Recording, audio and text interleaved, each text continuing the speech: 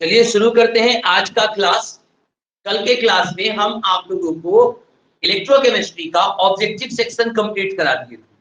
आज हम लोग सब्जेक्टिव सेक्शन शुरू करेंगे और सब्जेक्टिव सेक्शन में सबसे पहले सबसे इंपॉर्टेंट क्वेश्चन जो है वो है Faraday's law of electrolysis.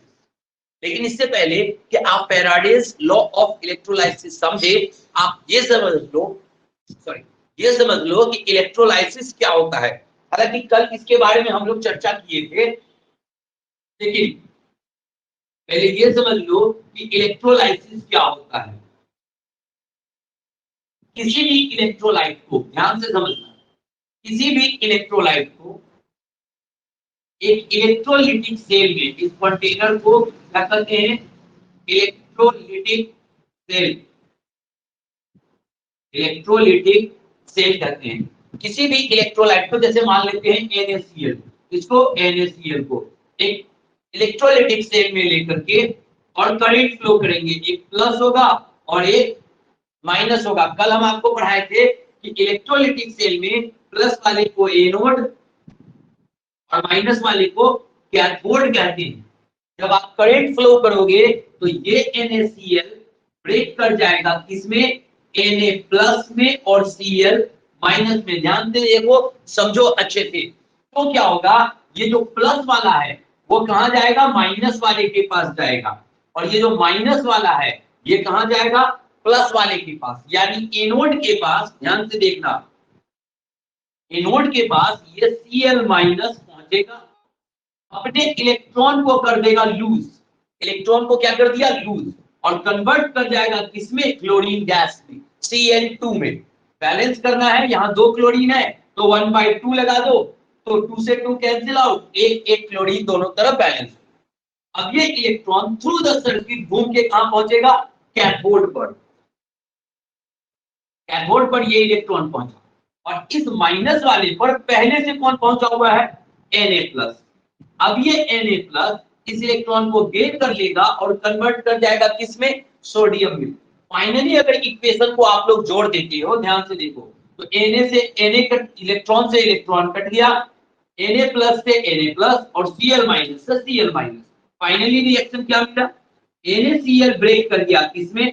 Na में और हाफ Cl2 में। यानी यहाँ एक बुलबुला निकलता हुआ आपको दिखाई देगा, जो कौन सा गैस होगा?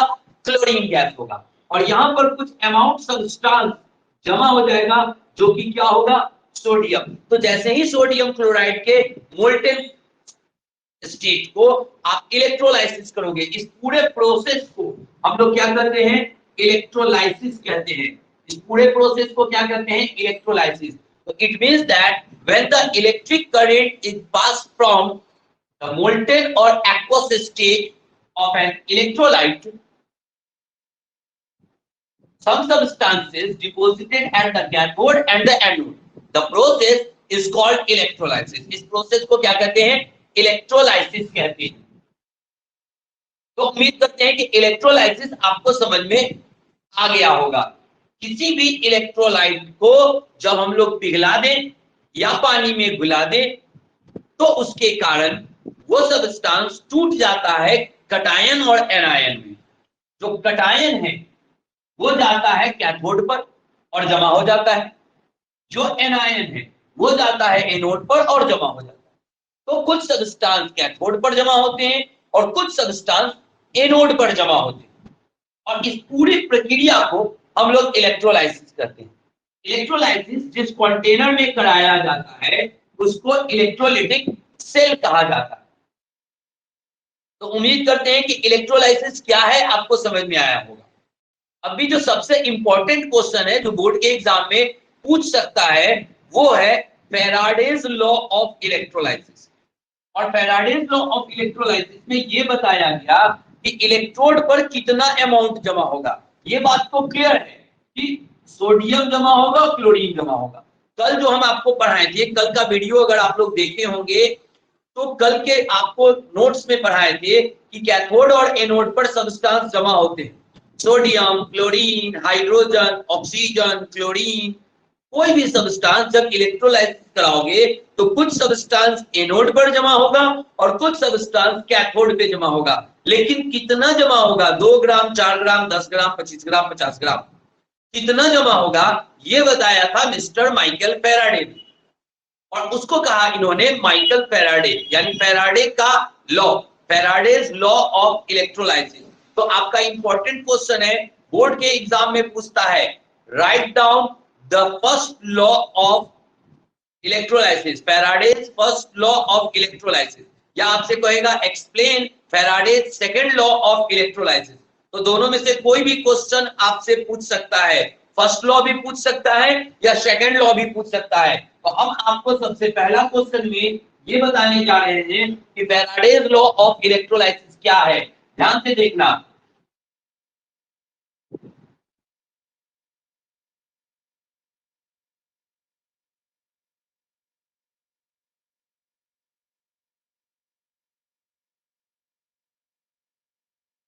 पहला क्वेश्चन है आपका, explain Faraday's law of electrolysis, ये है। और फैराडे ने दो नियम दिया था, फर्स्ट लॉ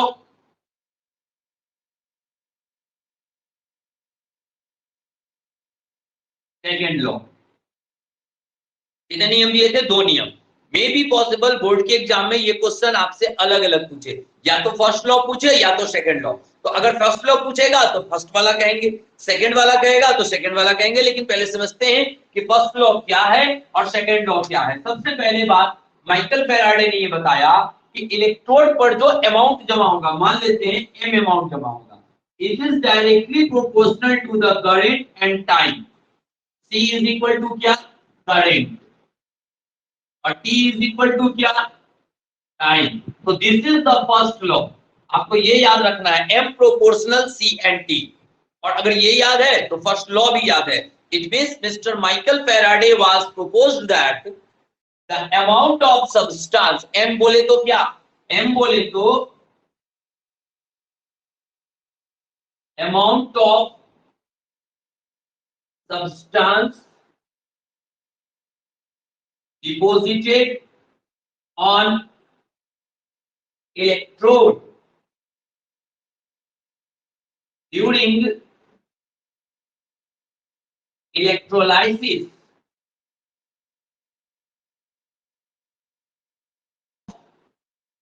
and electrolyte। यानी किसी भी इलेक्ट्रोलाइट का जब इलेक्ट्रोलाइसिस कराते हैं तो इलेक्ट्रोड पर जो जमा होता है, sodium, chlorine, hydrogen, oxygen, fluorine, जो भी जमा होगा, वो जितना भी जमा होगा, 2 ग्राम, 10 ग्राम, 40 ग्राम, 50 ग्राम, जो भी जमा होगा, उसको रिप्रेजेंट कर रहे हैं किससे, एम से। यानी एम क्या है, एम है किसी वैद्युत अपघटय के वैद्युत अपघटन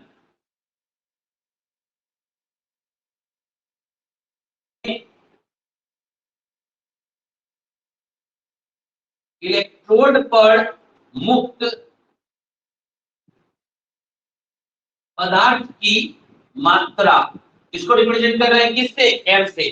सी क्या है, करंट, विद्युत, और टी क्या है, टाइम, समय। तो आपका क्या होगा, डिक्रीजन। अगर ये याद है, एम प्रोपोर्शनल सी टी, तो आपका वन लाइन आंसर होगा। ध्यान से सुनो, mister Michael Faraday was proposed that the amount of substance deposited on electrode during electrolysis of an electrolyte is directly proportional to the current and time। यानी solution से जितना ज्यादा करंट फ्लो करोगे उतना ज्यादा अमाउंट जमा होगा, और जितना ज्यादा देर तक करोगे उतना ज्यादा अमाउंट जमा होगा। यानी जो अमाउंट जमा होता है सब्सटेंस का, वो करंट के भी प्रोपोर्शनल होता है और टाइम के भी प्रोपोर्शनल होता है। जितना ज्यादा करंट उतना ज्यादा सब्सटेंस, जितना ज्यादा टाइम उतना ज्यादा सब्सटेंस, तो दोनों के डायरेक्टली प्रोपोर्शनल होता है। जब प्रोपोर्शन हटाते हैं तो कोई एक कांस्टेंट आता है, तो फॉर्मूला मिलेगा m बराबर जेड सी टी। क्या फॉर्मूला मिल गया? m बराबर जेड सी टी, जहां जेड को कहा जाता है इलेक्ट्रोकेमिकल इक्विवेलेंट, इलेक्ट्रोकेमिकल इक्विवेलेंट, विद्युत रासायनिक तुल्यांक। अगर कोई हिंदी वाले हैं तो हिंदी में लिखोगे विद्युत रासायनिक तुल्यांक। जेड को कहते हैं इलेक्ट्रोकेमिकल इक्विवेलेंट, विद्युत रासायनिक तुल्यांक कहते हैं। तो ये अगर आपसे फर्स्ट लॉ पूछे तो आप ये डिफिनीशन कहोगे और ये फॉर्मूला लिख दोगे, आंसर कंप्लीट हो जाएगा। बात करते हैं सेकंड लॉ। सेकंड लॉ ने माइकल फैराडे ने ये बताया कि अगर किसी अलग अलग इलेक्ट्रोलाइट की सॉल्यूशन से, ध्यान से देखो, मान लेते हैं कि इसमें NaCl डिसॉल्व कर दिए हैं और इसमें KCl डिसॉल्व कर दिए, दोनों में करंट फ्लो करेंगे सीरीज पैटर्न में।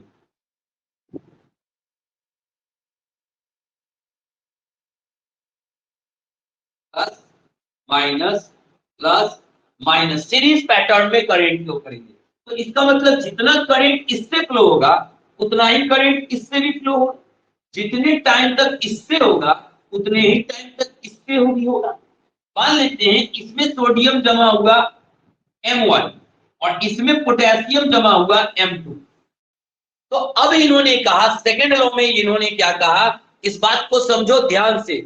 Mister Michael Faraday was proposed that, ध्यान से समझना,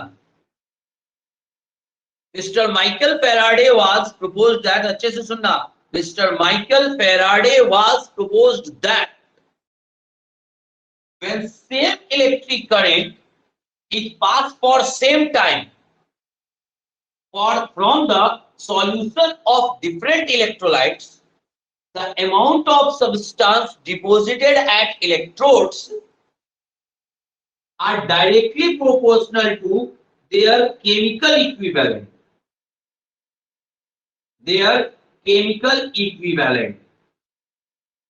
यानी M1 प्रोपोर्शनल होगा E1 का और M2 प्रोपोर्शनल होगा किसका? E2 का।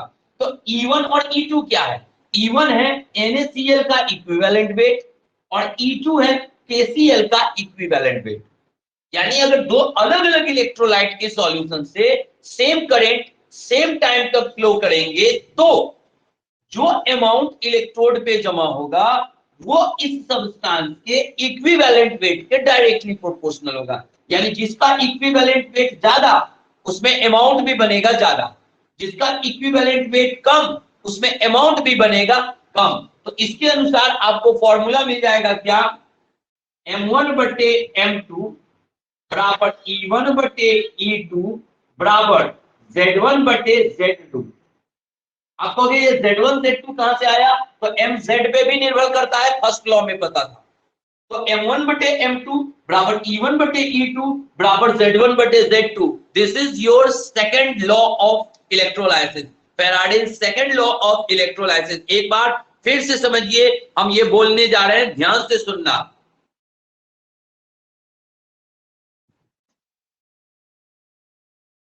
अच्छे से समझिए।